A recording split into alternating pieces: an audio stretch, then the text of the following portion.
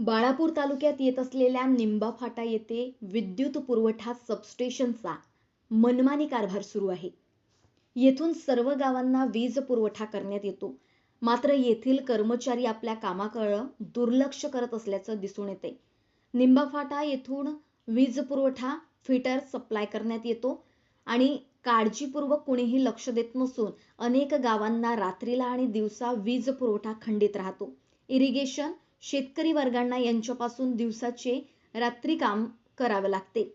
या सबस्टेशनवर अनेक गाव असून निंबा, अंदुराता, कारंजा, नय अधुरा, हातरुण, उरड, लोहारा, कवठा अशी अनेक गावं असून याकडे कोणतेही कर्मचारी वर्ग लक्ष देत नसून लोकांना अतोनात रात्रंदिवस त्रास सहन करावा लागतोय.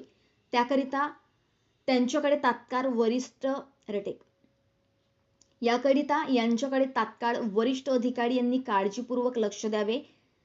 अनेक वेळा कर्मचारी लोकांना फोन लावत असतात. हे कर्मचारी उडवाउडवीची उत्तरं देत असतात.